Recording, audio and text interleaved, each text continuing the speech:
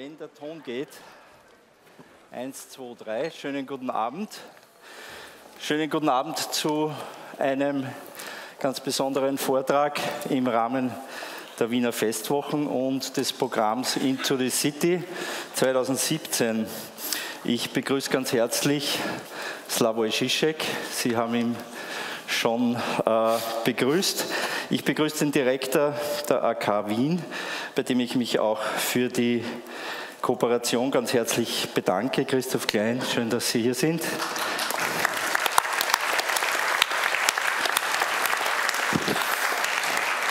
Und ich möchte mich auch ganz herzlich bedanken beim Organisationsteam rund um Birgit Meißel von der AK Wien, die uns diese Räume zur Verfügung gestellt hat und auch die Übertragung ins Akzent rüber. Das Theater drüben ist voll und auch Räume dazwischen sind mit Publikum gefüllt. Der exklusive Vortrag, und natürlich möchte ich auch Rudolf Scholten, den Festwochenpräsidenten, begrüßen und seine Frau. Thomas Zierhofer, weiß ich nicht, ob er hier ist. Robert Pfaller ist hier, einer der Buchautoren, gemeinsam mit Slavoj Žižek. Dieser exklusive Vortrag von Slavoj Žižek, The Courage of Hopelessness, ist Teil unseres Festwochenprojekts NSK State Venice Pavilion in Vienna. Dieses Projekt des Künstlerkollektivs Irwin findet also gleichzeitig in Venedig und Wien statt, ist ein Pavillon, der abseits der Biennale und hier bei den Festwochen das Nationalstaatenmodell kritisiert. Ein Thema, das auch bei Slavoj Žižek immer wieder eine Rolle spielt. Teil des Pavillons in Wien sowie in Venedig in der Kaiserstraße 76 hier ist das NSK-Passamt. Das sind begehrte NSK-Pässe, die es seit 1992 als Projektteil dieses fiktiven NSK-Staates gibt. So wie in Venedig werden auch in Wien Flüchtlinge, 11 junge Flüchtlinge, diese Pässe ausgeben, die auch Spaß dabei haben, dieses hierarchische Verhältnis einmal umzudrehen. Und betreut und kooperiert ist dieses Modell mit dem Verein Einander, die auch hier sind. Und auch, ich glaube, 1 oder 2 Flüchtlinge sind hier. Dankeschön für diese Zusammenarbeit und Kooperation. Informationen zu allen Projekten finden Sie natürlich im Abendprogramm, das hier aufliegt. Wichtiger Teil unserer Kooperation mit der Arbeiterkammer ist das exklusive Angebot, das muss ich sagen, des Buches, das Sie draußen sehen, The Final Countdown. Dieses Buch ist für dieses zweiteilige Projekt exklusiv entstanden unter Mitarbeit von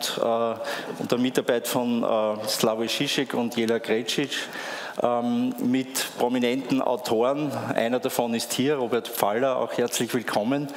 Ein Buch, das wir bewusst zu einem Preis von 10 € anbieten, stark limitiert, also greifen Sie zu, es gibt es bei den Festwochen und noch bis Ende Juli in Venedig, am Rande der Biennale kann man sagen. Slavoj Žižek ist auch so freundlich, nachher Bücher zu signieren auf der Bühne, werden wir zeitmäßig ein bisschen beschränken. Es sind viele Fragen gekommen per E-Mail. Ich werde die versuchen, dann anschließend ein wenig zusammenzufassen. Und ja, mir bleibt jetzt nur mehr Zeit, Ihnen einen wunderschönen, aufregenden, spannenden Abend zu wünschen. Und welcome, Slavoj Žižek. Thank you for coming. Welcome at the Vienna Festival. Vielen Dank.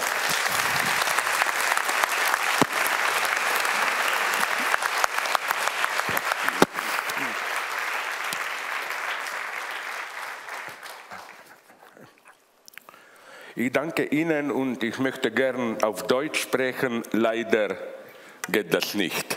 Aber dennoch, wenn Sie Fragen auf Deutsch stellen, kann ich direkt antworten. Sorry, I have to go to English. I spoke with Wolfgang before and he told me, no, only he will ask me questions.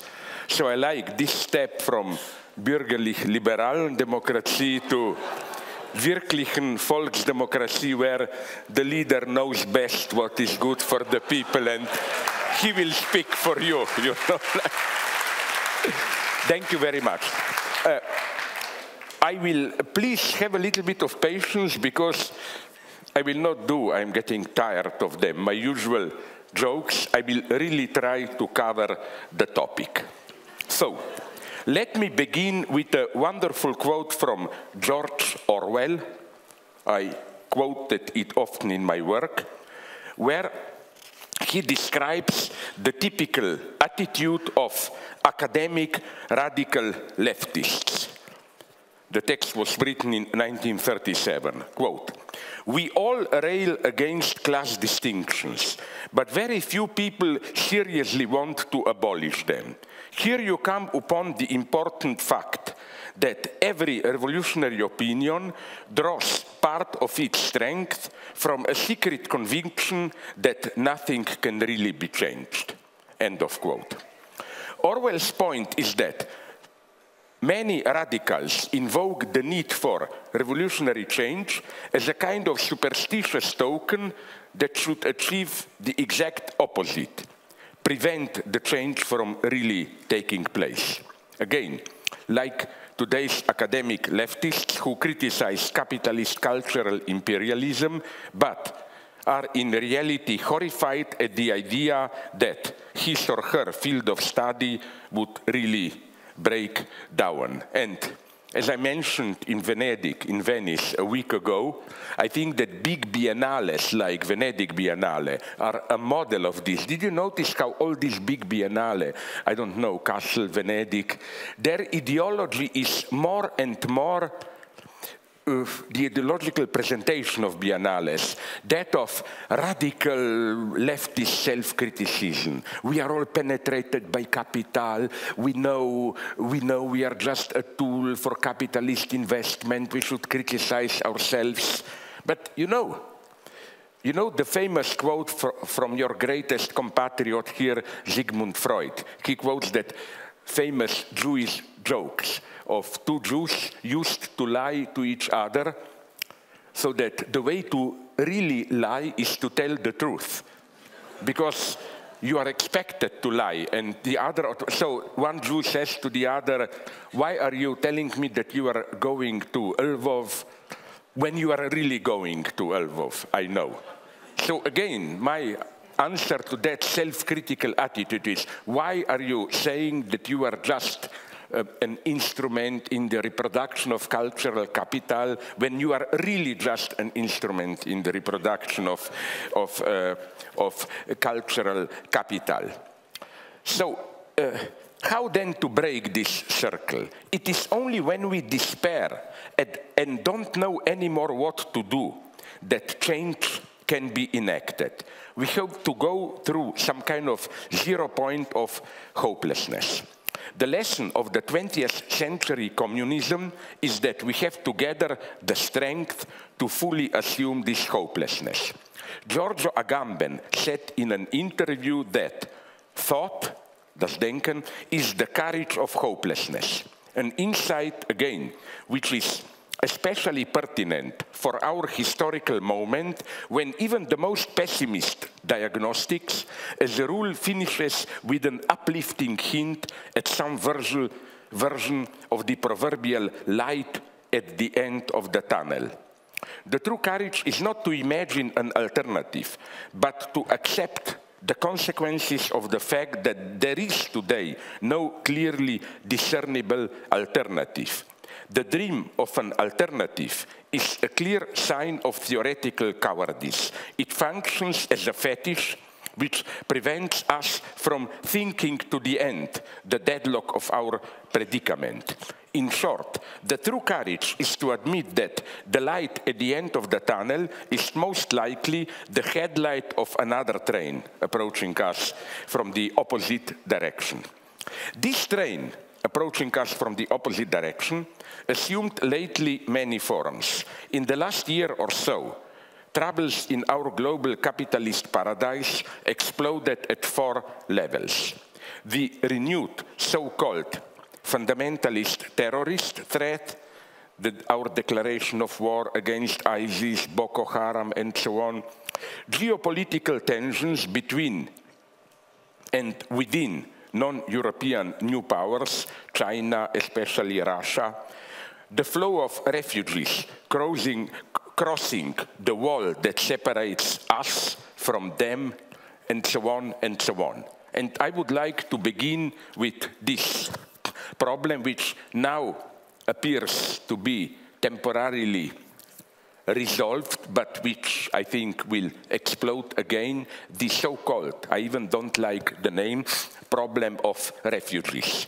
My God, I was often accused of playing some kind of a racist, Eurocentrist game here, like some journal leftist author even accused me of that I'm already waiting in line to join Pegida or whatever. No, on the contrary, I think we should change the field radically. We should move away from this humanitarian approach. Of course, we should do what we can, all we can, to help the refugees. But the problem is not a humanitarian one. It's ridiculous to claim that if we Europeans open up our heart again, then what? All the poor people will come here, and what? Isn't it much more crucial to begin thinking now? It's not an improper moment now, and acting in view of this thinking about, but what caused the refugees? What are we, Europe also, doing wrong? Our economic neocolonialism, buying the best fertile land in Africa, the crazy geopolitics of the big powers. Are we aware that without American, Russian, Saudi Arabia, and so on intervention, there would have been no refugees from Syria, from Iraq, and so on and so on? We have to change these coordinates. I think that precisely this fascination with refugee suffering is the ultimate fetish, because it changes a mega serious political problem into a humanitarian concern. And sentimental liberals always like this, to change again, to avoid critical political analysis and begin to talk, you know, all this rubbish, like, are our hearts open enough? No, we don't need open hearts. We need precise political action to break this cycle of global geopolitics, which creates and will continue to create refugees. So, what should be our theoretical starting point? I would like to begin with a reference to someone who is close to me. He's even not a leftist Marxist, more a Zionist liberal, Jean-Claude Milner. But in an interesting way, he reactivated the old, infamous, for some people, difference between human rights and citizens' rights. Jean-Claude Milner rejects the Marxist critical notion of human rights as the rights of the egotist members of the bourgeois civil society. For Milner, citizen is the member of a community sharing its specific culture, while a human being is what remains of a citizen when he or she is deprived of his/her citizenship. Human rights are natural only in this sense of the externality to a particular culture. They have nothing to do with some eternal nature, since they apply to what remains of a citizen after he or she is subtracted from a specific polis, community. In this sense, the nature of human rights as natural, means precisely rights which should apply to every human being, reduced to the zero level of, what are we basically?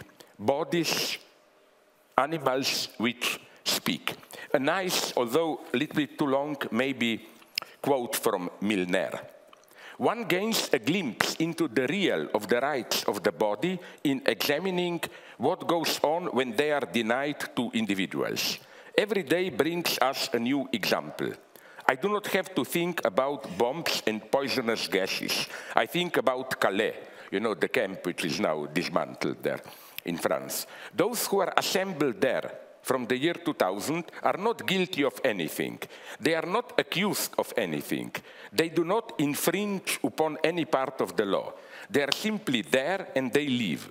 The proof that they live is that sometimes they die. Nobody knows what languages they are speaking, and anyway, one doesn't listen to them. One only knows that they speak. They are therefore reduced to the status of speaking bodies. By the settlement to which they are submitted, they literally render visible in a negative way the real of the rights of men or women. These rights are distinguished from the rights of a citizen, since refugees are precisely not the citizens of Calais, and mostly also do not want to become that. End of quote. Milner insists on the vulgar materiality of these rights. They are more basic than the rights to reunion, free speech, opinion, and so on. Before that comes the material base of a body: water, food, hygiene, minimal space of privacy. If individuals are deprived of this, their higher human rights disappear. Human rights are first such basic material rights: toilets, kitchen, healthcare, and so on. Rights begin even with the space for secretion, toilets. Insofar as human rights were first proclaimed by the French Revolution, one should note the irony of the fact that Calais is a French city. Of course, these rights are not natural in the sense of eternity. They are always redefined by a specific historical context. We can say, but I already find this problematic, that people, refugees, who are covered by these rights, who are reduced to speaking bodies, are proletarians in the sense of being deprived of citizenship. But I find this fashionable designation problematic. Now comes the polemical aspect. Some of my friends claim refugees are the new proletariat. I find this attitude extremely cynical and mystifying. Why? One of my friends, I will not embarrass him and name him, even developed this theory. We in Europe have good revolutionary critical theory. But, and you know, this is the problem of Marxism from the beginning, but we don't have a revolutionary subject who will do this. So now we have a unique chance to outsource, as it were, the revolutionary subject. Maybe the refugees will be our proletariat. It doesn't work. It's too optimistic, this. Not because, let me emphasize immediately, refugees are too stupid or whatever. But for Marx, proletariat means something very precise.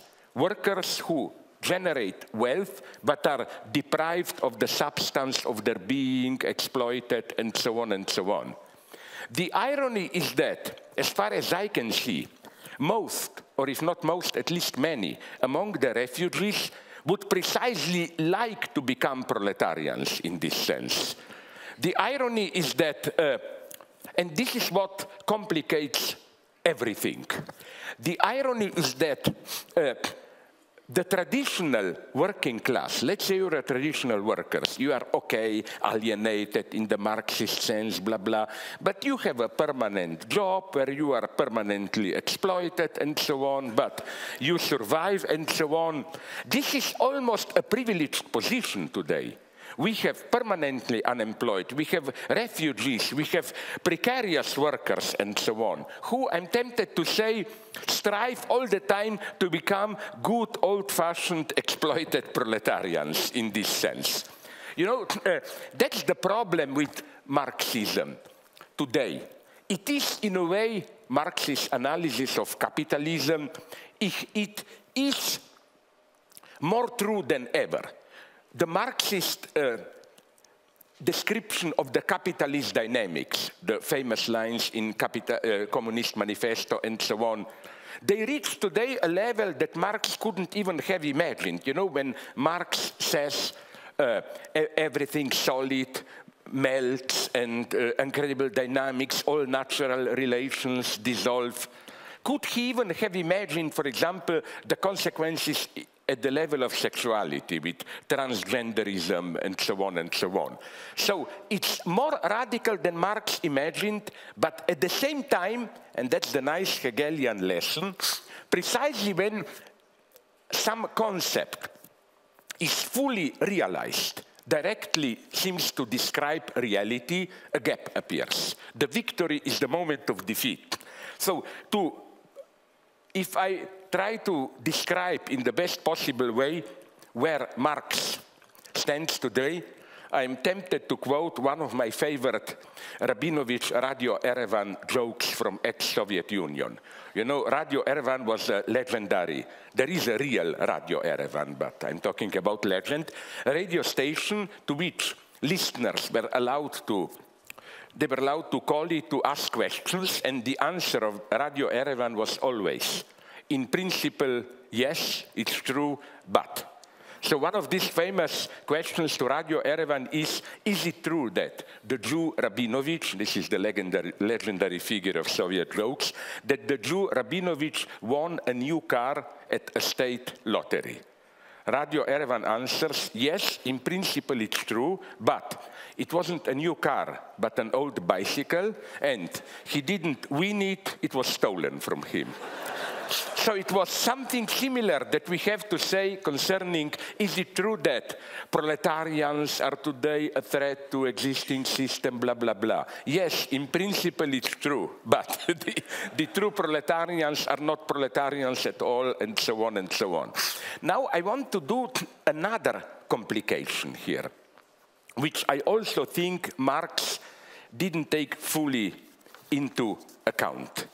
What, and many of my friends hate even the very term, ways of life. That's the big problem with refugees. Not their problem, our problem. In no way do I blame them or even held them for inferior. Listen, we are not only citizens or humans in this abstract sense. All of us, at least initially, belongs to a certain community with a specific way of life. And of course, the problem with refugees and our problem is that again, refugees don't come as Cartesian subjects. Hi, I am just a speaking body and nothing more. No, they come with the burden of a specific way of life. How to combine these specific ways of life is a problem. Why? And again, I know I'm here treading dangerous waters, because for some of my leftist friends, the very term of way of life is, aha, are you joining Le Pen or Pegida or what? Except if we speak about marginal way of lives, you know. So what I'm saying is that my first correction of the standard view, a way of life is not just what we call about civilization, customs, and so on, but a civilization, customs, which, if you permit me here, a reference to theories of Jacques Lacan, psychoanalytic theories, which signal how you deal with what Lacan calls jouissance, excessive enjoyment, which doesn't mean kind of a half-traumatic, like sexual madness enjoyment, but it means not direct pleasure, but the enjoyment, maybe I can put it in this way, the enjoyment of organizing pleasure. For example, what is a way of life of a certain community? Typically, this is very evil what I will say, when I debate with my multiculturalist friends, they said each group that comes to Europe should be allowed to maintain their way of life. Okay, no problem. But then I asked them, okay, what do you mean by way of life? And then they start to enumerate their food, their dances, their songs, blah, blah, whatever you want. But all of them, as far as I knew, then stop at a certain level.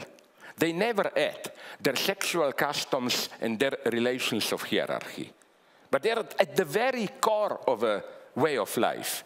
I remember from my own miserable country, south from here, there was, I've written often about it, there was a big conflict, big, not too big, nobody really cared, but okay, polemics in Slovenia, some 15, 20 years ago, I think. Roma, old-fashioned, wrong term, gypsy, a Roma girl escaped her home because her father, when she was 12, in an arranged marriage, wanted to force her to marry a colleague of him. And he took refuge with the police, and what to do then? Of course, all the feminists exploded. We should protect the girls' rights, and so on and so on. I noticed with real vicious spirit that the same feminists otherwise were all against Eurocentrism, for the protection of different ways of life, multiculturalism. But then one key figure of Slovene Roma community said something which was deeply true. He said, but wait a minute, arranged marriages are the key component of our way of life. You take this away from us in 2-3 generations, the latest, we will become, you know, the usual gypsies. Maybe we will have our spicy food, our music, and so on.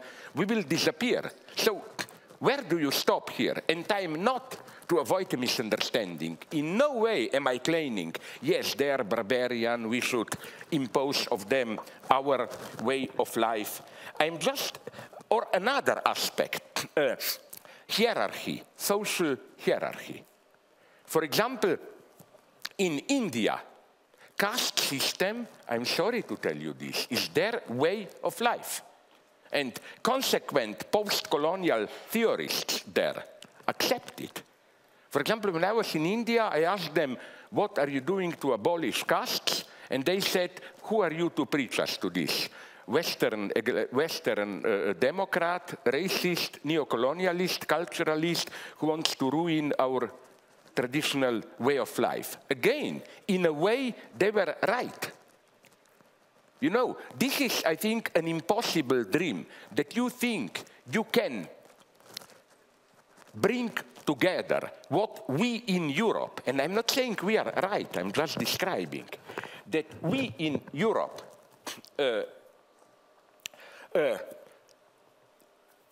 have certain fights for, you know, gay struggle, abortion, femininity, human rights, and so on. And the problem is no longer just theoretical, and at the same time we want to be tolerant, and so on. Where does tolerance end? And I claim there is no simple solution here. Multiculturalists like to say we should be all one big family, tolerant towards each other, and so on and so on. I am opposed to this formula, but to avoid a misunderstanding. Not because I think our universality is the right one, and we can impose our universality onto others. I see a totally different way out.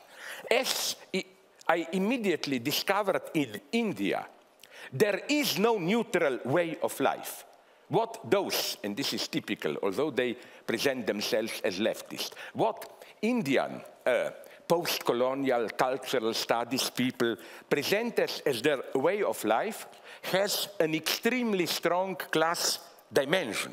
And there is a wide resistance in India, which is totally obfuscated by this topic of some way of life, cultural identity. You know that there is, for example, the Naxalite, a Maoist rebellion, almost 1 million armed men fighting in what remains of the jungle. You don't read about this.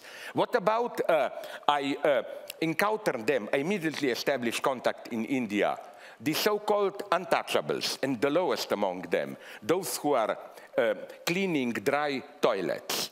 They provide to me the best definition of what is a proletarian. I asked them, what is your program? They told me our program is not to be ourselves, what we are. They totally rejected all this, you know. We are poor, but isn't it something wonderful in our way of life, in how we are? No, they don't want that. And I think that, you see, that should be our first starting point. All these communities of refugees and so on, don't buy the talk of a unique, homogeneous way of life. In the same sense as our societies are deeply divided by antagonisms, the visible and the less invisible antagonism. For example, so-called culture wars and so on. The same goes there with very interesting paradoxes that some authentic anti-Eurocentrists don't like. For example, I discovered, and I was given text which analyzed this, that in India, I'm totally for the predomination of English language. You know why? I discovered, isn't it a paradoxical nice result, that the lower you go in social ladder in India, the more they like English. You know why? Because as untouchables explained to me, their own languages are so much penetrated by social hierarchies. Like, if you are a member of different caste, you will use different expressions or how you address others, that for them, English, with its simplistic univocity, it's the language of equality and openness. And again, we have to accept this paradox. I have it at home. One of these theorists of the untouchables wrote appraisal of English language as the only means to bring social and so on. So here, this is my first point. It is not that we have ways of life and then we should tolerate each other, and this is the usual stupid formula. In an open society, each of us, each community can develop its way of life. But when one community oppresses the other, of course, the other society, the oppressed, can turn into fundamentalism, is thwarted, and so on. No, almost I'm tempted to say the opposite. There are no authentic ways of life. Or ways of life are traversed, cut with radical antagonisms. What is Indian way of life? It's one great struggle, and so on. It's the same with China. The regime tries to propose some kind of Confucian way of life, specifically Chinese. No, it's a cover-up for almost permanent civil war in India, and so on. So again, we should be very open here and never talk about another's way of life. When I come to a society, I never ask, what's your way of life in a foreign country? I ask them, what are your fights? And try to orient. So for me, universalism is not a brotherhood of ways of life. I respect you, you respect me. No, universalism is, we have a struggle here, emancipation, workers' rights, feminists, and so on. They have their struggles. Can we bring these struggles together? Now comes my paradoxical result. Here I praise, but in a very sad, almost cynical way, here I praise the wisdom of British imperialism. For example, Indian way of life is embodied, this traditional caste system, in one of the most horrible books that I ever read, The Laws of Manu. It's a basically systematic description of the caste system in all these tiny daily material practices. And an obscene old guy like me, I love it, you know. Because, for example, you have there, oh my God, how I love it, descriptions like, if you don't want, during sexual act, for a man who cares about women in that book, to make her pregnant, and after you pull in the last minute out the penis, in what way should you turn around and in a correct way wipe your penis or whatever and so on? It's madness. It's the madness. But what I want to say is this. Then I spoke with some Indians, good friends of mine, and then I checked it up with others. It's true. they gave me a wonderful explanation. They said, do you know that before British colonization in 17th century, this caste system was already disintegrating, but it got a great boost from the British occupation. Because the British got it immediately. If they tried to impose their way of life, they would be breeding revolutionary proletariat, social chaos, what capitalism brings. So literally, these laws of Magus were rediscovered, printed by the British and so on, because they got it that if the silent Indian majority is in the hands of the worst hierarchic patriarchy, it will make their rule much easier. So, you know, this is already a nice example of how it's not, as some post-colonial theorists try to convince us, there are some harmonious, okay, maybe with conflicts, but well-doing, living in natural balance, holistic, you know, all that bullshit. We imperialists just come to a mountain and mine it. No, the authentic way is to ask the spirits of a mountain, can we rape you? And only then you do it, and so on. No, the point is that it's not like this. It's that paradoxically, authentic imperialism always was, in this sense, multicultural. Especially today, I claim. Are you aware what is happening now, the significance of the last political events? How? Precisely those countries who stand economically for the most radical, open global capitalism, culturally move more and more towards some kind of authoritarian ethnic stance. China. I find no contradiction in the fact that on the one hand, China insists on its Confucian legacy, not just Western culture.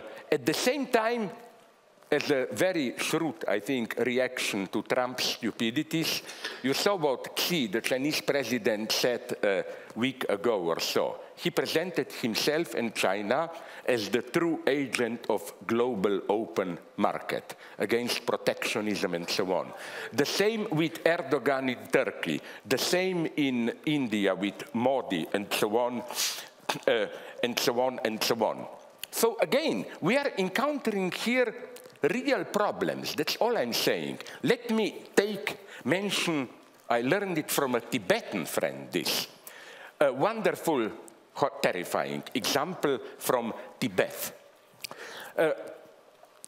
I'm totally horrified by what the Chinese are doing there. I'm just asking you one thing. Don't paint Tibet as some kind of holistic, harmonious society which was then brutally destabilized by the Chinese intervention in 49 and especially later in 59. Look, I read this again. I was told by a friend, and then I checked it up in a book which is totally pro-Tibetan. You know that in ancient Tibet, and this lasted till 59, when the Chinese intervened directly, because till 59, for the first 10 years of occupation, the Chinese basically left the way of life as it was there. You know, Tibet is mountains, just narrow path.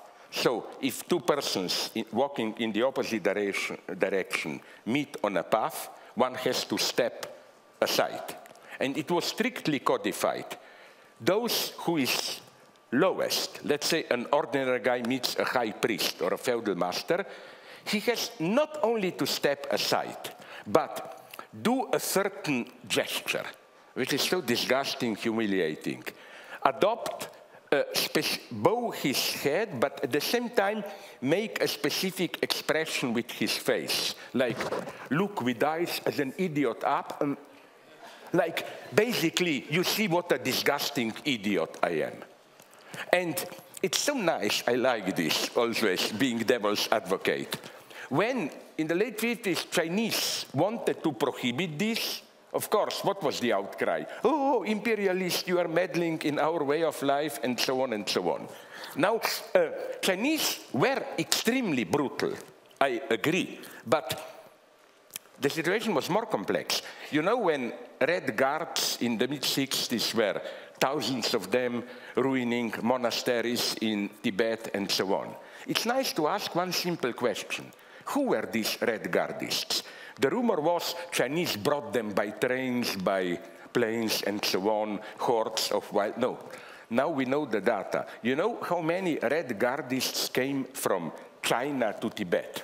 Between 50 and 100. All those thousands of people were their own dissatisfied young people. So again, what I'm saying is that it's a wrong opposition, specific way of life, versus bad universal imperialism. Yes, the universality of imperialist culture is often oppressive, one-sided. But don't play particular culture as the good thing to resist universality. I think that the point is to show how our European universality is a false universality and through shared struggle impose another universality. Another thing I want to make clear here, that, I'm sorry, here psychoanalysis comes useful. Why is it so traumatic for people to really integrate into a society? You know, these endless debates, why some refugees don't want to be integrated. I just think that it's good to include also this element of enjoyment in the sense of regulating sexual mores and so on and so on. This is what really a way of life is. Not some abstract cultural values, but how you make love, how you laugh, how you treat authorities, and so on and so on. And that's the core of a way of life.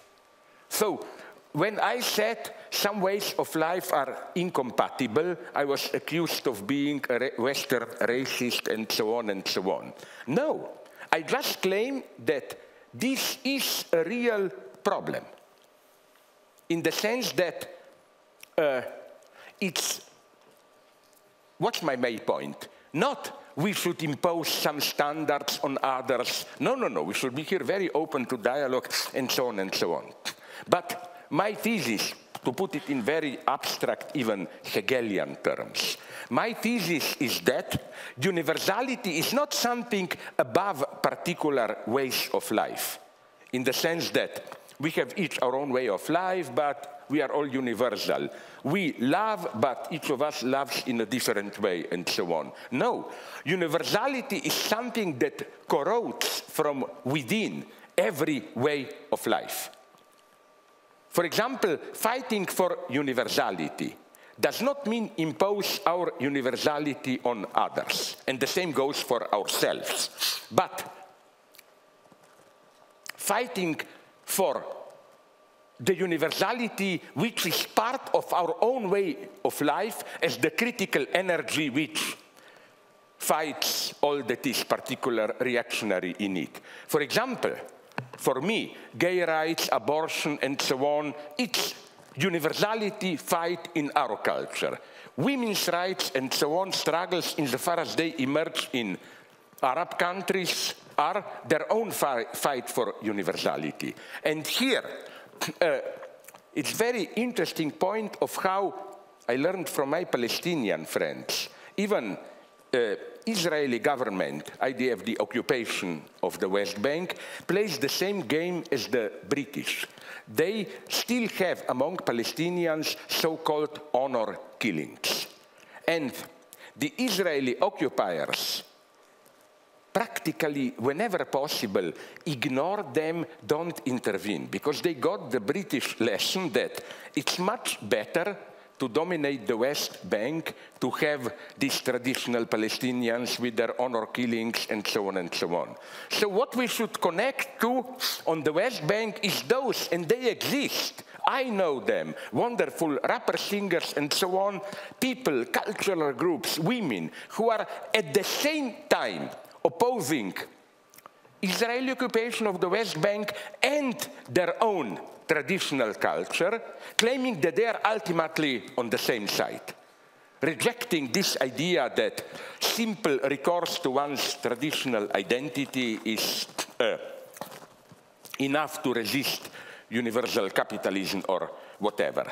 Because, you know, the way we organize our enjoyment, it's a very ambiguous one. Let me give you an example. Sorry for this brief detour, but I love it. Are you watching, now it's very popular, okay, now I will do something for which I can be arrested. If you don't have it yet on your TV, go to Pirate Bay. You get it immediately. This new TV series based on Margaret Atwood's classical novel, Handmaid's Tale. I watched this series. It's not ever the full first year, but nonetheless, I watched it with pleasure. But then I caught myself enjoying it very much. And I was horrified. Why? Because then I asked my friends, and the same suspicion was confirmed. I asked them, why do you like this series? Their official excuse was because it depicts the danger of this Christian fundamentalist society where women are not allowed even to read and blah, blah, blah. But then I dug a little bit deeper and discovered that it's not as simple as that. What we enjoy, we find a strange, perverted pleasure to enjoy this universe, how women are controlled, all the details, how this works, and so on and so on. There is a strange pleasure with it. Or to give you another example, which is even crazier, of this link between pleasure and guilt. I was shocked to read recently a report on a legal case in Mexico, and the title of this report, as it was reported in The Guardian, says it all. Quote, Mexican man cleared in sexual assault of schoolgirl because he didn't enjoy it. And then I emailed my Mexican friends and got the story. It's a wonderful one, wonderful in a terrifying sense. A group of 3 rich young men raped a young girl. One of them, the wealthiest, of course, from a family, was pardoned. Why?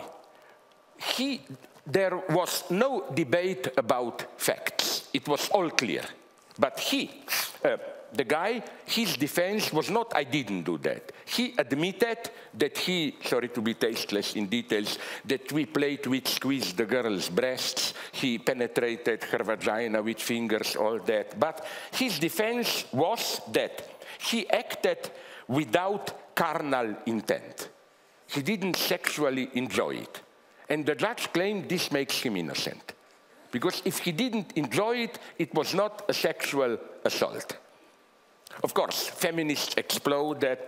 But what was this judge thinking? My first idea was, I'm sorry if it appears problematic, but I mean it in a totally honest way, I'm totally against any rape. But if I were to have to choose a guy who rapes a girl in some kind of a blind passion, and a guy who does it, not even enjoying it, just in a cold way, sorry, but for me, the second thing is nonetheless minimally worse.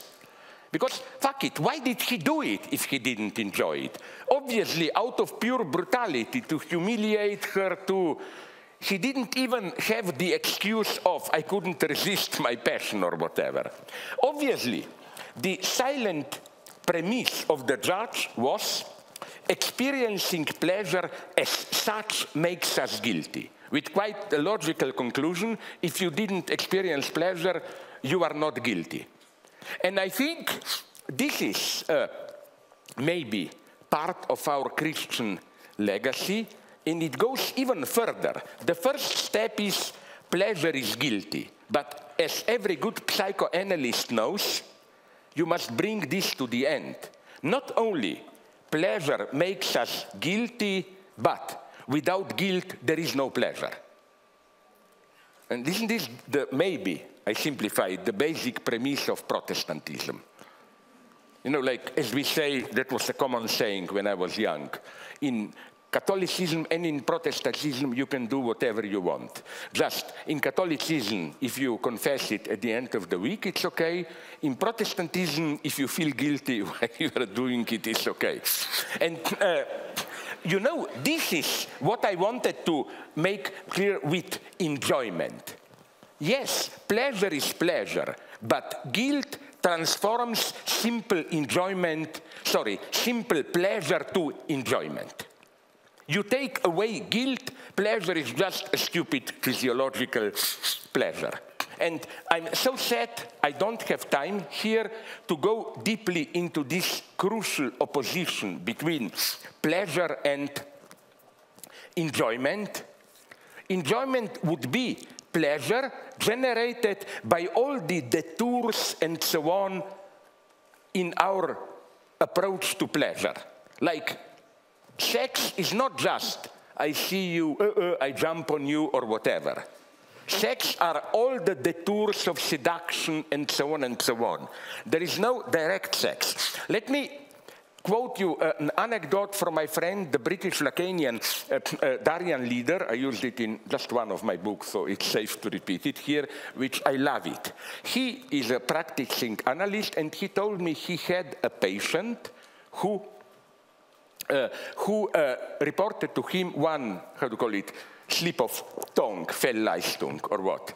He take a lady with whom he was flirting to a restaurant which was in the basement of a hotel. Of course, his dirty plan was a good dinner and then, oh, I'm tired, why don't we go up for a room, and so on. But you know what happened? When he entered the restaurant, instead of saying, a table for two, please, he said, a room for two, a bed for two, please. Now, here you see that Daryan leader is a good psychoanalyst. His reading was not the obvious one, which is, of course, he was already thinking at sex. No, it was the opposite one. He was afraid that he will enjoy too much the for pleasure, eating, and that this will make him forget why is he truly here, to sleep with the... So it was kind of a ethical reminder. Don't get too much caught into eating. Remember, your true duty is up there later, and so on. You know, this is why he was afraid in this sense of his enjoyment. Or another example, wonderful, of enjoyment, another friend informed me about it, who is now in the United States, now that they have still a crisis. The friend of mine in the evening wanted, so he went into one of these big Walmart megastores and noticed something very mysterious. Close to the exit of the store, there were many, how do you call it, those carts where you put what you want to buy, but still full there, full of stuff abandoned. And he asked a guy working for Walmart, what does this mean? And he told him something very tragic, almost beautiful.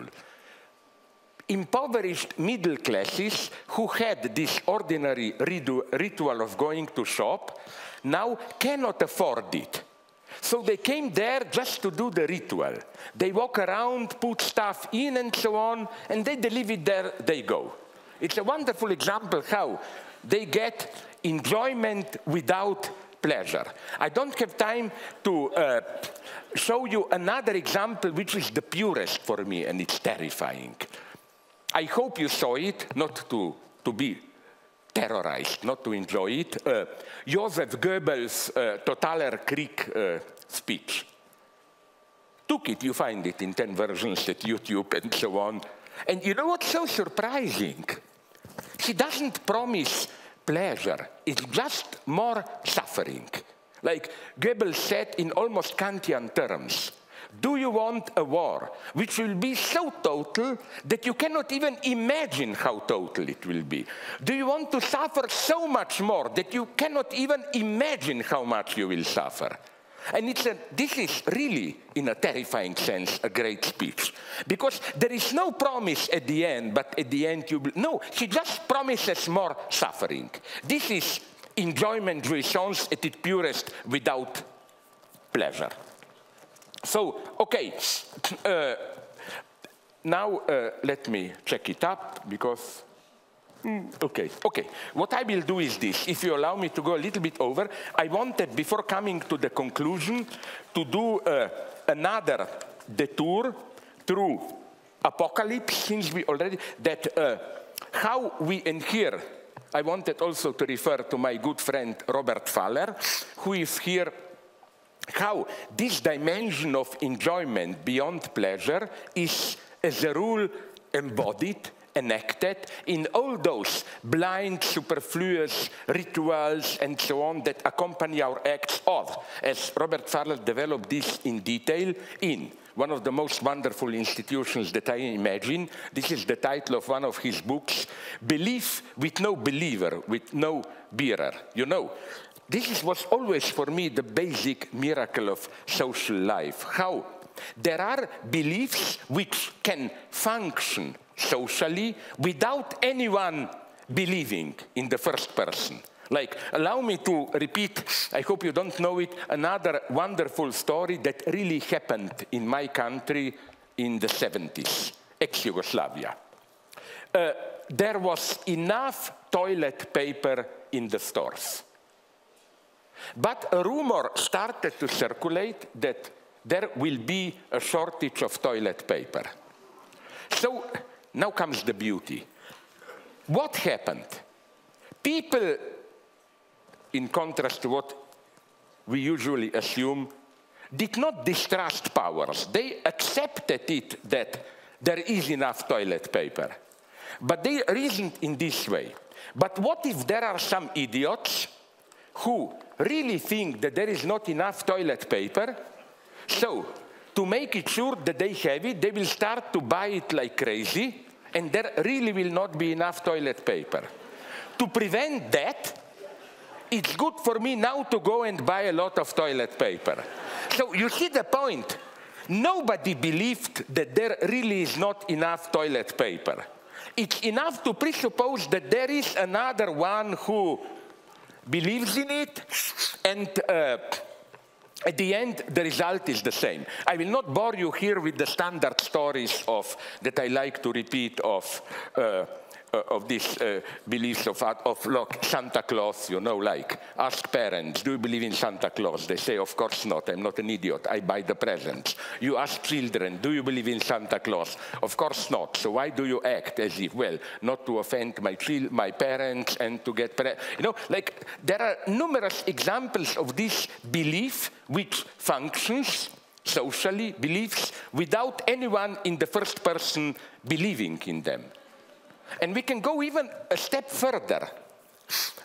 Now, because I know that Robert doesn't quite like Hegel, I will make a Hegelian twist on his theory and introduce here bestimmte Negation. I will quote a joke, probably you know it, but I like to repeat it. One of the best jokes in Ninochka, Ernst Lubitsch's film, you know, a guy comes to a cafeteria and says, can I get coffee without cream, please? You know what's the answer? You must know he gets. Sorry, we don't have cream, so I cannot really give you coffee without cream. But we have milk, so I can give you coffee without milk. You know, this is what Hegel meant with bestimmte Negation. You know that although it's materially the same coffee without, it's not the same coffee, it's without milk or without cream. And from my youth, oh, those were paradise times, not really. Communism, I remember we had exactly the same joke. When something was missing, for example, that was the joke, socialist joke. You enter a store and ask, do you already have or do you still not have, let's say, toilet paper? And you know what was the classic answer? Sorry, you are in the wrong store. We are the store which doesn't have oil. The store which doesn't have toilet paper, it's the one across the street and so on. So, but now you will think it's just a cheap joke. No, I don't have time to go it, and I hope, Robert, that for this, what we'll add now, I will be a little bit pardoned, not totally liquidated for Hegelian deviation. That I think that ideology mostly lies in this way today. It's not like it brings you coffee without milk, and it claims that it brings you coffee without cream. You know what I mean? It's the implied negation which is a false one. How does this work? How does ideology function today? Well, I tried to develop it when I wrote a text, not the one in Independent, but the one that I didn't get published. Nobody wants to publish it. This is too crazy, about the French elections. I still think they are the lowest point of our so-called democracy. Why? Okay, we had Le Pen, we know what she is. Proto-fascist, whatever you want. Although I don't like this term proto-fascist or fascist. Not that she is any better. The problem is that, don't you think that leftists are often quite lazy? They see something they don't like, and instead of thinking what is specifically new here, you simply apply the old term, fascism. You miss the point, I think. But okay, we have Le Pen, we know what she is, danger. Then, who is Macron? He is, it's clear, establishment at its purest. And when I just expressed some doubts in Macron, I was immediately accused of being a slave of fascism, of supporting fascism, and so on and so on. So do you see the absurd situation? How? Okay, I will repeat, you remember the Radio Erevan joke. Let's ask Radio Erevan. Is it true that in France, Emmanuel Macron, independent outsider, united on all the people in a great anti-fascist struggle and so on? Again, in principle it's true, but A, he is not an outsider, but the very inside, and B, he stands, he embodies the very politics which produced Marine Le Pen. He stands for what gives space to phenomena like Le Pen. So, as a guy who hates me very much, he attacked me ferociously, a biographer of Michel Foucault, Didier Eribon. But he provided here a wonderful, he said, the choice is this one. If you vote for Marine Le Pen now, you vote for Marine Le Pen. If you vote for Macron, a vote for Macron is a vote for Marine Le Pen 4 years from now, in the future. That's all I meant, not that I am for Marine Le Pen, but this tragic closure. How, so here, what does this tell of ideology today?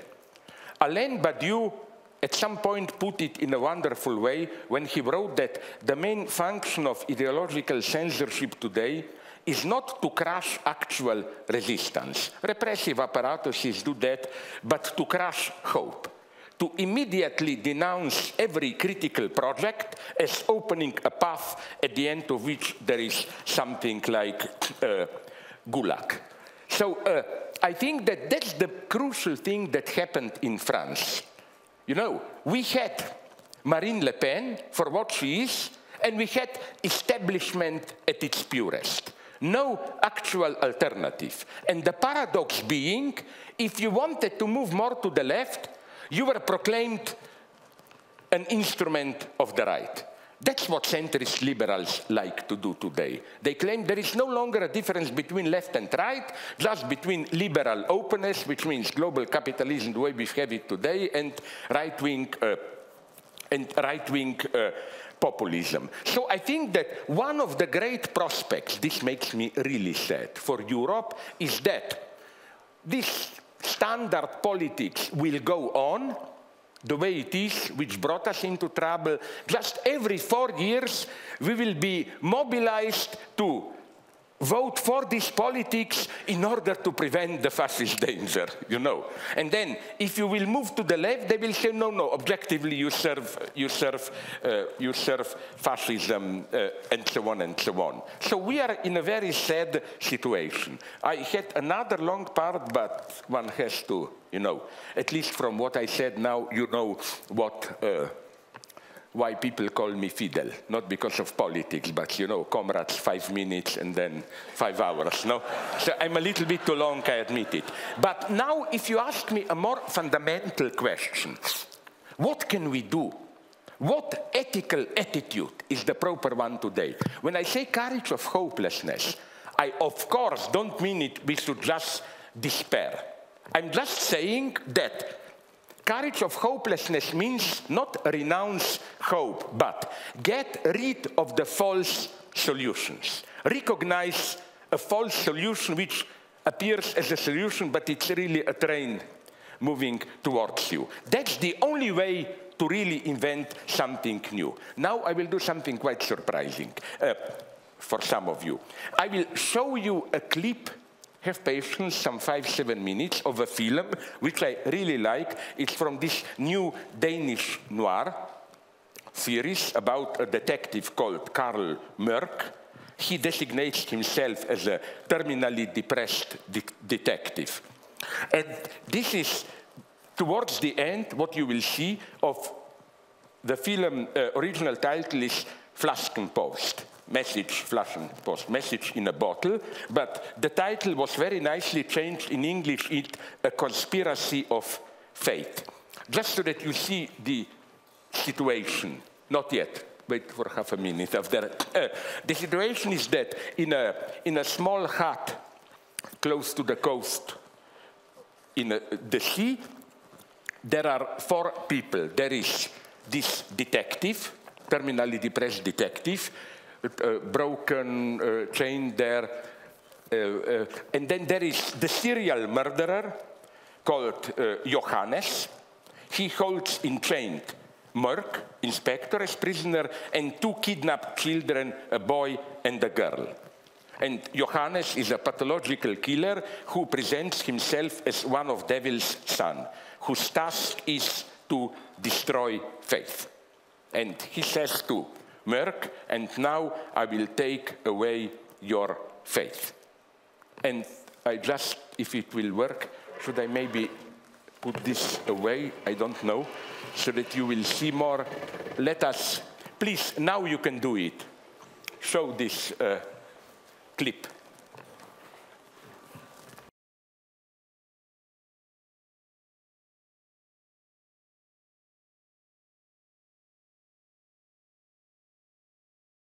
Okay, perfect. I think that if there is, again, an ethical position which embodies what I try to render with my idea of courage of hopelessness, this is it. The beauty of this scene is, for me, not just that you see also a man who doesn't believe can be good. No, I'm more crazy. It's a radical atheist ethics, in the sense of what I call atheist Christianity. In order to be really radical good or believer, but in this materialist sense, you have to survive the fact that there is no God, no guarantee, and so on. You have to go through this 0 point. Of course, it would be easy to read this scene in a cheap religious point and said, but it's not true that God is not here, but God was here 2 times. When he wanted the detective, the press, to sacrifice himself, and when the girl, who is the sister of the drowned boy, didn't want to take revenge. But my point, again, is what only very intelligent theologists, even some Protestants and so on, know, that ethics, again, not only is independent of belief in the sense of we can all be good. No, to be truly good, you have not to believe. In this sense of believing in any higher authority that controls you, directs you, provides general guarantee. That's so difficult to accept for us. The 20th century Marxism was, I think, still part of this transcended, almost religious ethics. You know, like history is on our side. We act with accordance of history.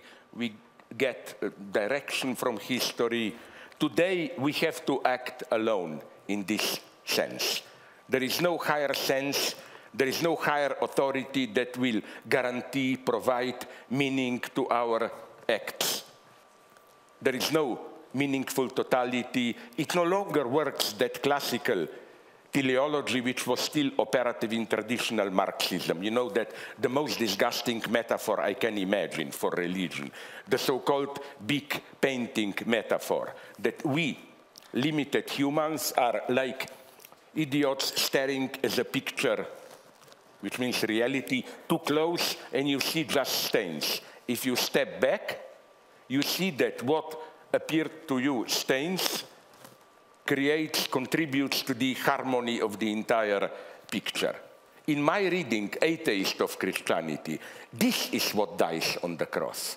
This idea of God as someone who, when you are in deep shit, you can say, but don't worry, there is a higher authority which provides guarantee. Well, tell this to Gulag prisoners or to Jews in Auschwitz. Don't worry, your pain, your suffering here is just a stain. Step back and you will see how it contributes to the harmony of the universe. The proper Christian ethics is much more paradoxical. Is no, your unique suffering here, insignificant as it may appear from the abstract standpoint of some cosmic perspective, this is what absolutely matters, this absolute engagement.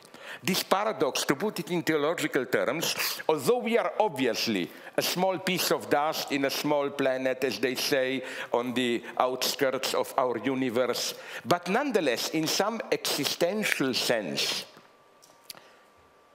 of course, not literally, but existentially, when you are in a difficult ethical predicament, your only experience is the whole world was created so that, for me, you know, everything will be decided.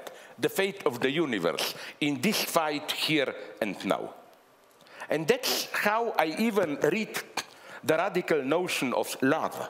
It's not love in this Buddhist love, you know, all the universe, all the living beings. No, love is unique.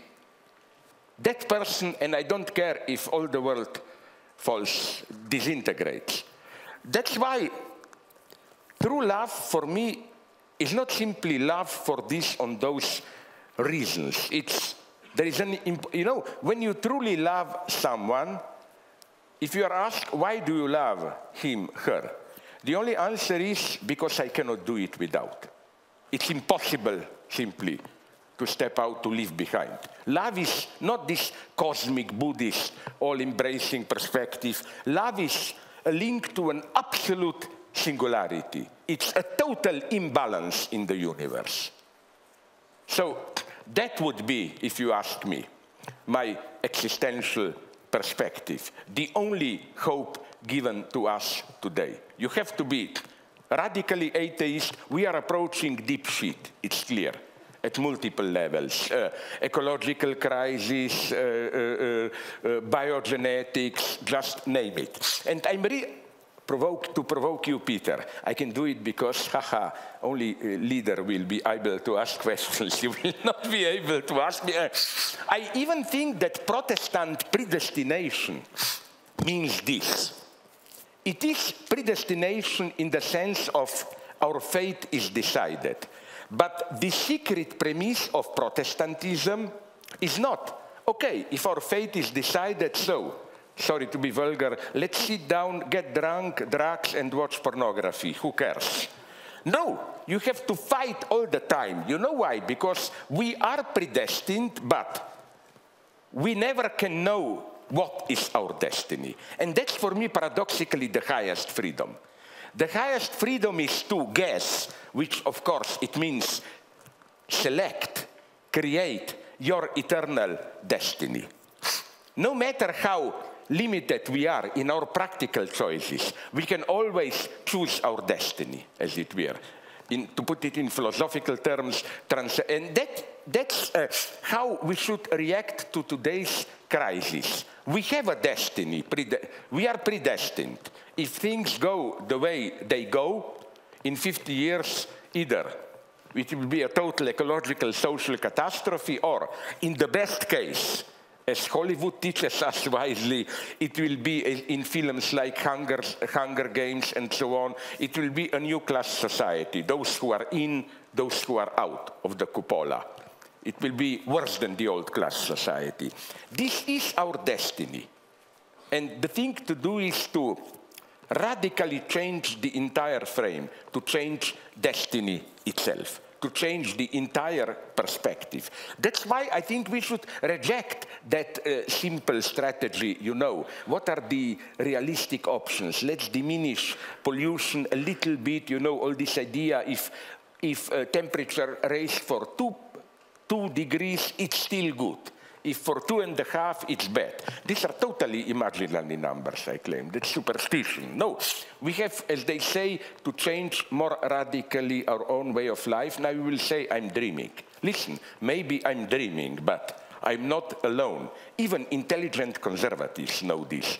Read, please, the one who certainly is not a leftist Marxist, Peter Sloterdijk. In his book, Was geschah in 20. Jahrhunderts, he paints very clearly this picture of unbridled capitalism and the nation-state logic of the highest ethics as sacrificing for your state brings catastrophe. A radical change is needed, and so on and so on. Everybody knows it, my God. Capitalism is changing into something new, we don't know what. And the horror, why we are like the detective Merck, is that, again, we cannot any longer rely on any safe Marxist teleology. You know, like, yeah, but progress, or the digitalization, we will become whatever the stupidities are, singularity, or a new brain, and so on and so on. It's an open situation. We don't know where we are going. This is the wisdom of true revolutionaries. Robespierre and Saint-Just knew this exactly. Their metaphor was not we revolutionaries are developing some higher necessity. The most beautiful metaphor of Saint-Just was a revolutionary is like a navigator on a ship in the middle of a storm without a compass, and so on. And even Lenin, at the end of his life, in some tragic moments, he wrote, we don't know at all what is happening, and so on. That's the only hope. I'm sorry if I was too long. That's nature. And I'm very, extremely grateful for your patience. I know, like, I hope for a new renaissance of Vienna, to flatter you at the end, but I mean it seriously. You know that a little bit over 100 years ago, your city was, as they say in Star Wars, the center of the known universe. Name it, science, music, Schoenberg, all of them. I mean, Freud, you were it. You were it. And you know why? Adorno, precisely because you were not at the center of technological inventions and so on and so on. There was space for this, and I just hope that you will become that again. I'm sure that the official big cities, Paris, London, New York, they are lost. It's changed with cities like yours here. Thank you very much, and I'm sorry for...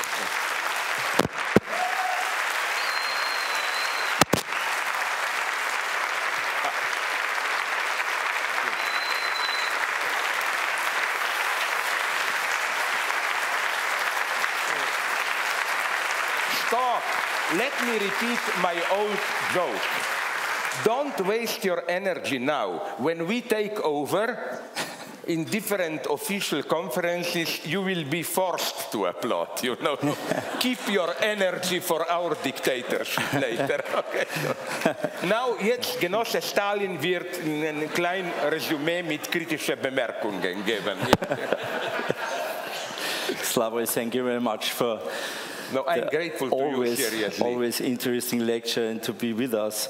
I have here 2 pages of questions, and I tried to... I hope you wrote the questions before knowing what I will talk about, in a Stalinist way. To be honest, I choose the questions after or during the lecture, and there was one interesting question fitting in the context of the film. Sorry, question that you also got from listeners. From listeners, yes, yeah, but before the lecture sent by email. And this question, it's really true. It was, how did you sleep yesterday?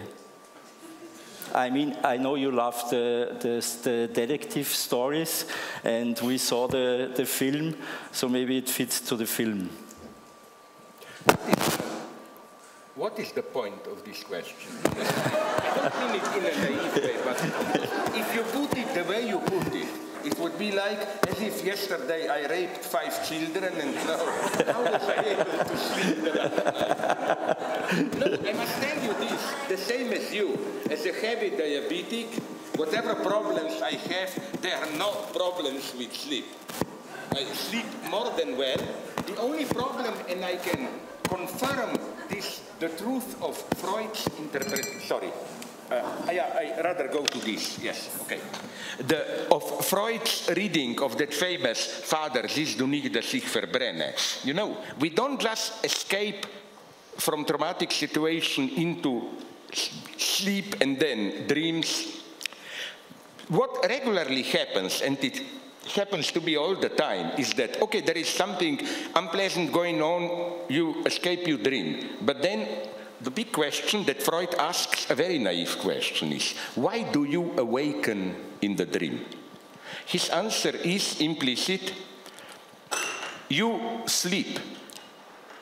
But like he uses this example. You know, we have so-called dreams which quickly incorporate an external disturbance so that you can continue to sleep, like the classic stupid things. It happened to me often, happens. Something is disturbing your sleep, let's say phone ringing.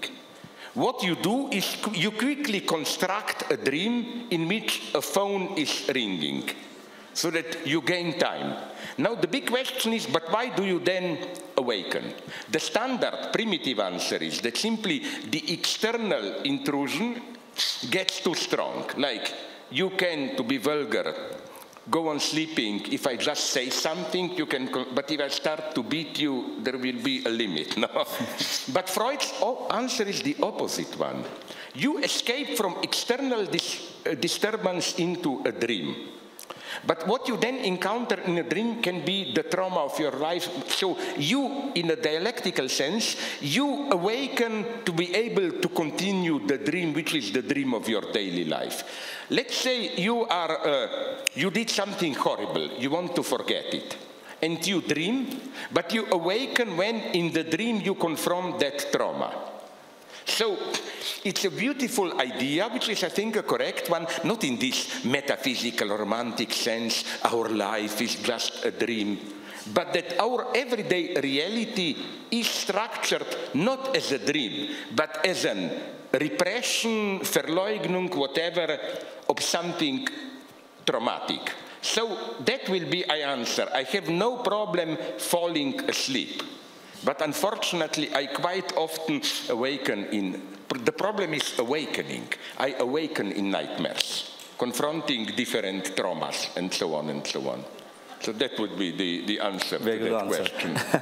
So the second question, interesting question, but not so far away from your theories, is do you think politics and comedy has something in common? Yes, but on one condition.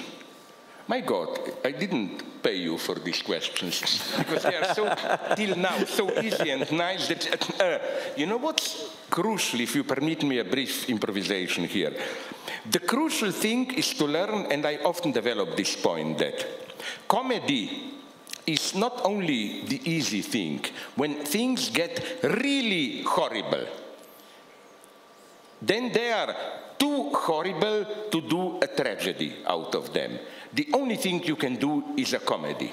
The idea came to me, I'm sorry if you know some of you, this line of thought of mine. I approached the question, why is it that all good films about Holocaust are comedies? Because, again, it's too horrible to... For example, let's imagine that you were to do a heroic tragedy. A Nazi torturer approaching a Jew, and a Jew says heroically, you can kill me but not break my spirit, opens his shirt or whatever. It underestimates the horror of concentration camp or a definitively. You know, you are so broken down that for an external view at least, it's a comedy. You know where also came this idea to me? Did you see... no, did you read, I hope you did, Primo Levi, Si questo è un uomo, This is a Man. And I discovered that some of the most horrifying scenes that he depicts are objectively comical scenes. Like, you know, when you had once a month or every 2 months in Auschwitz, so-called selekcja in Polish, selection. All inmates had to run quickly in front of an SS doctor, just half a second, and he just put you into one of the 2 lists, to be burned or to... And how it was a whole comedy to do it. The prisoners exchanged advices, how the point was to appear healthy. No? So how to pinch your skin to appear more lively red, how to, even if you are dead tired and exhausted, that you appear strong. It's a comedy. But it's even the worst of Auschwitz, the so-called Musulmaner, the Muslims, the living dead. The way they acted was like comic dolls, and it's not a comedy where you laugh, it's comedy at its most terrifying. I wonder if you would agree. I'm sorry if I already developed at some of my other talks here at this point. You saw the movie to which I'm opposed, although it fits my description of concentration camp comedy, Benigni, La vita è bella. I think the movie cheats because first, it's not comical enough. At the very end, when father sacrifices himself for the son and mocks as if they take me away, but he knows he will die, and when the son at the very end describes this, to his, I don't know who, at that point, you are supposed even to cry, probably. I don't know. I think that's why I'm telling you this. Where does the film cheat? How to make a truly desperate film? You know the story. I will be very brief. Father and son are captured in Italy as Jews sent to Auschwitz. There, father, in order to spare the son of the horror, tells to the son a story with a different spin. He said, we can leave whenever we want. This is just one big competition for a prize. If you stay here, if you don't escape, then at the end we will get some big prize, whatever, blah, blah, blah. And the tragedy is that allegedly the son doesn't suspect the truth, and father in this way saves the son from too big a trauma.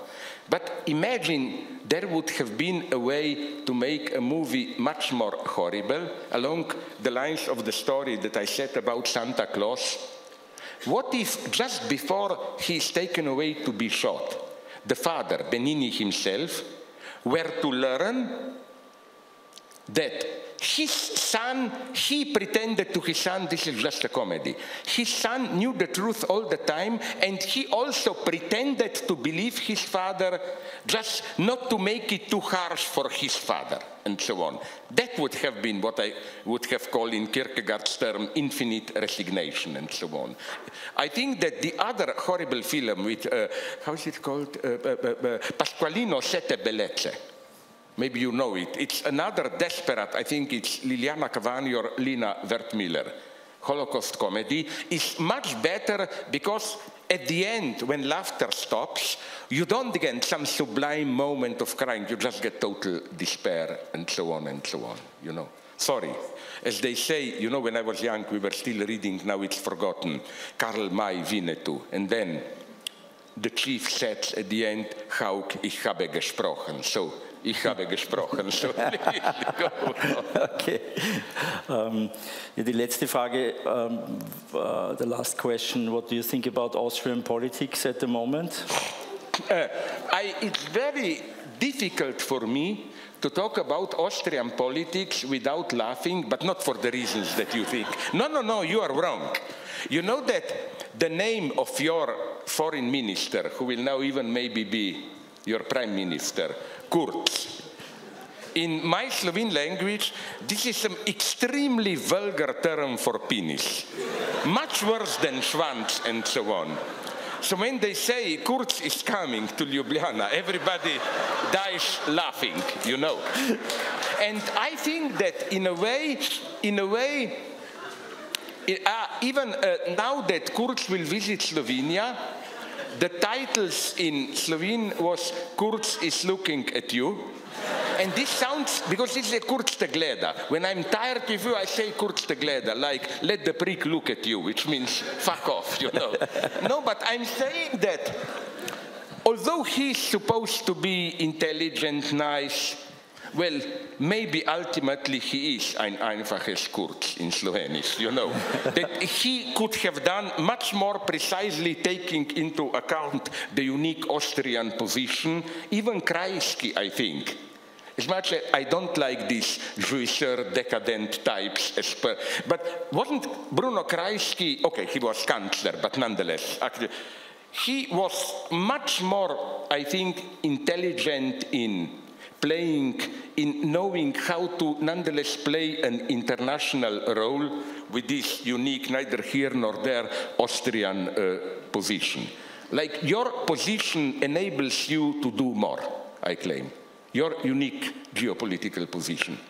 But listen, if this is all you have, why don't we break all the rules of it's prohibited? I know it's horrible for old fascists like us. And allow at least symbolically one question from there. It's a good idea. One, so that then we can say, but the public also debated and so on, you know.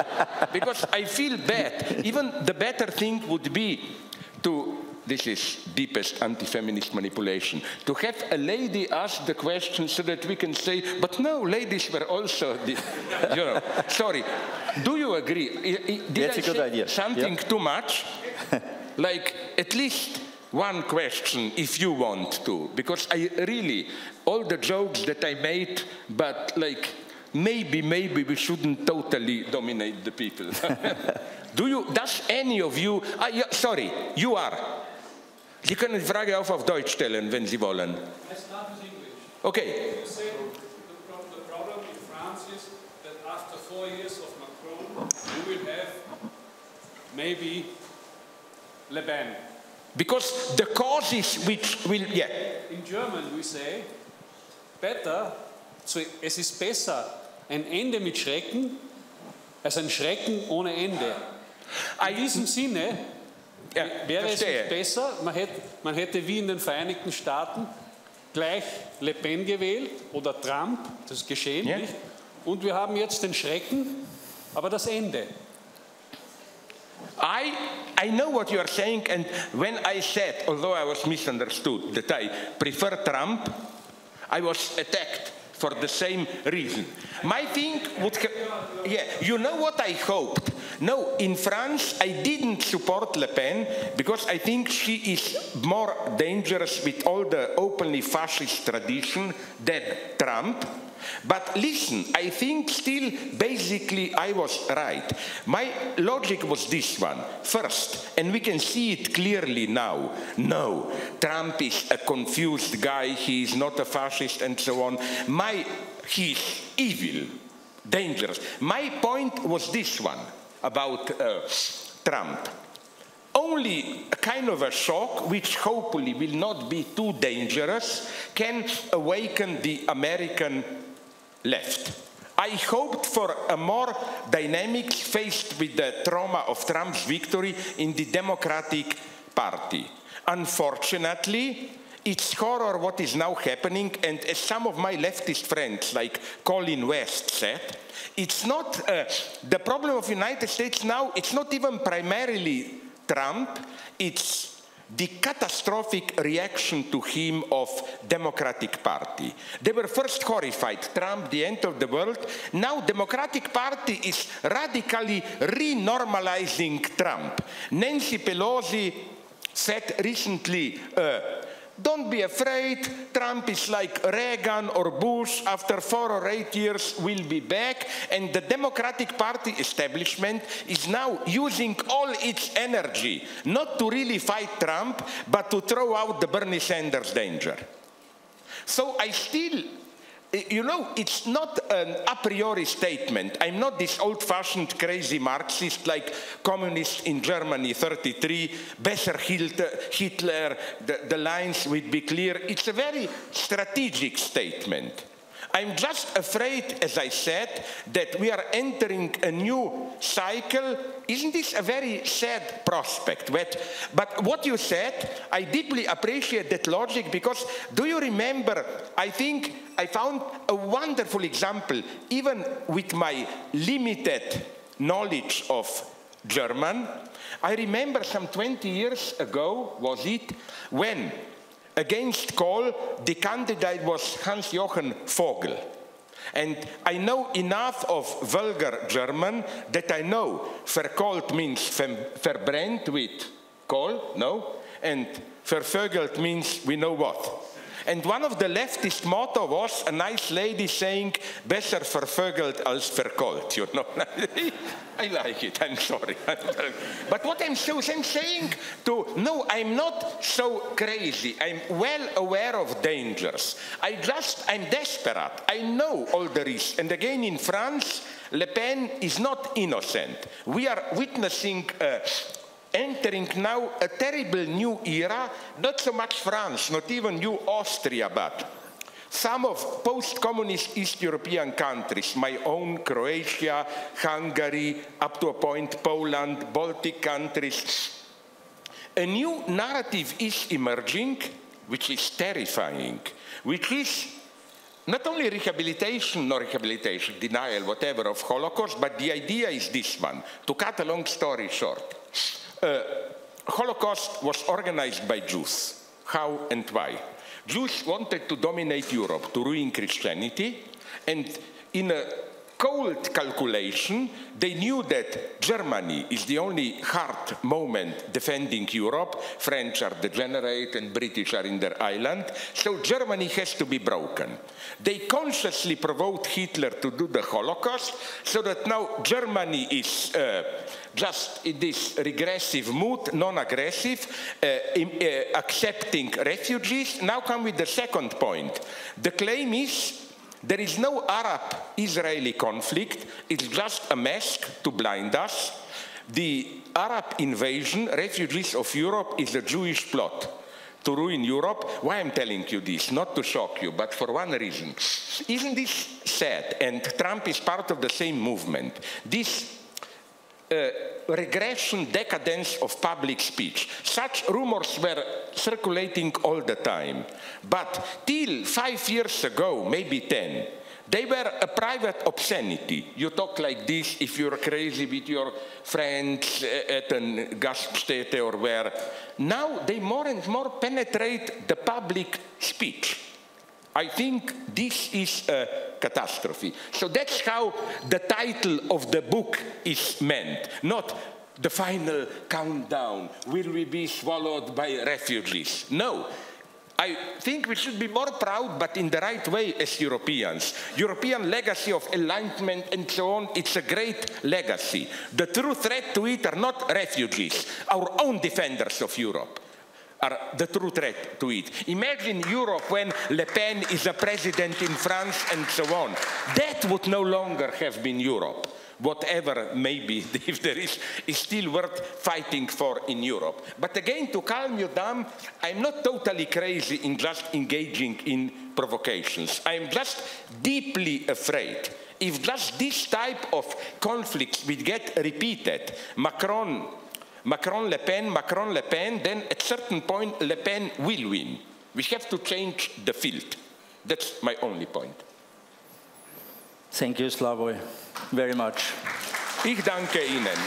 Danke. And as I like to say in my provocative style, using very problematic terms, wir sollen immer einsatzbereit sein in unser Kampf für Freiheit. I like to use the term einsatzbereit in a different way. Thank you very much. I was proud to be here.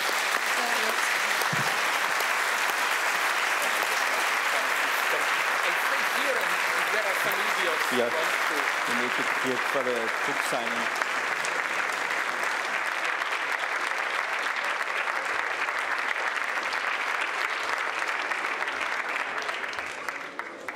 Gibt jetzt die Möglichkeit, noch Bücher unterschrieben zu bekommen von Slavoj Žižek? Ja. Genau.